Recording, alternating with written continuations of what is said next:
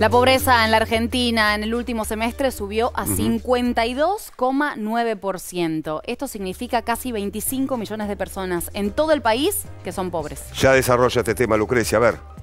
Así es, fue el dato que dio a conocer esta tarde el INDEC, el Instituto Nacional de Estadísticas y Censos, y tiene que ver con que en el primer semestre del 2024, comparado con el último semestre del 2023, la pobreza aumentó en 11,2 puntos porcentuales. Con esto, a julio de este año, la pobreza se ubicó en el 52,9%, que en términos de la población implica que 15,7 millones de personas se encuentran en situación de pobreza. Pero este no fue el único dato que reveló el INDEC, sino que también se conoció en cuánto se ubicó la indigencia, y el dato fue del 18,1%. Con esto habla que 5,4 millones de personas en julio se encontraban en una situación de indigencia.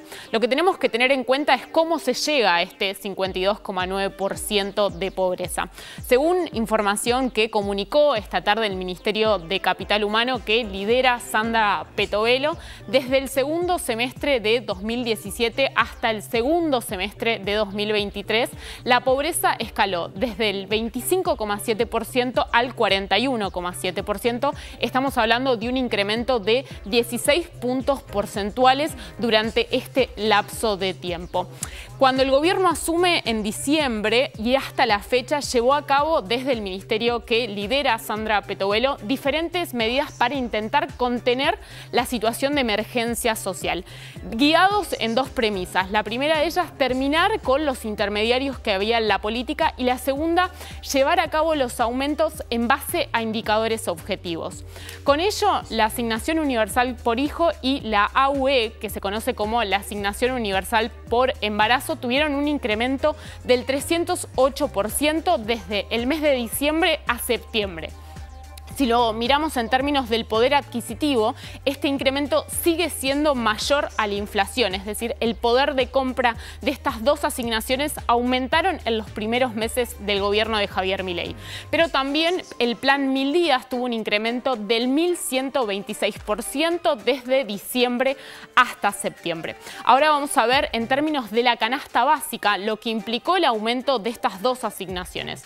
Ahí lo estás viendo en pantalla. La tarjeta alimentar tuvo un incremento del 137,5%. Desde el mes de octubre, el gobierno tomó la situación ante esta situación de emergencia social de extender la tarjeta alimentar y que también se incluyan a las personas hasta los 17 años.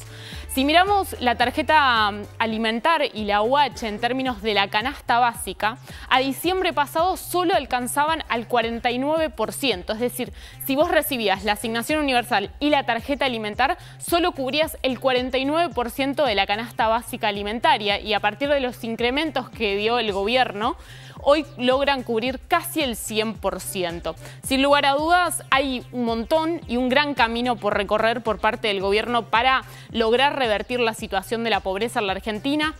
Gran parte de ella tiene que ver con la inflación, que es el principal problema que busca mitigar el gobierno, porque la inflación vuelve pobre a toda la sociedad y especialmente a los estratos más pobres, que son los que tienen que destinar una mayor parte de sus ingresos a los alimentos. Y ahí vemos estos segundos datos que tienen que ver con los comedores. ¿Cuánto fue la ayuda que llevó a cabo el gobierno durante estos primeros meses? El refuerzo de los comedores y merenderos tuvo una atención de 4.834. Esto implicó un incremento respecto a los datos que había heredado el gobierno cuando asumió en diciembre. Y si lo medimos en términos de las raciones y los módulos alimentarios, hubo un incremento del 145% en términos per cápita, es decir, por persona. La distribución en las escuelas de cantidad de comida alcanzó a 2.583.221 kilos de alimentos que se distribuyeron a cerca de 1000 comedores. Estos fueron los datos que difundió hoy el Ministerio de Capital Humano de cara a lo que viene del segundo semestre de este 2024.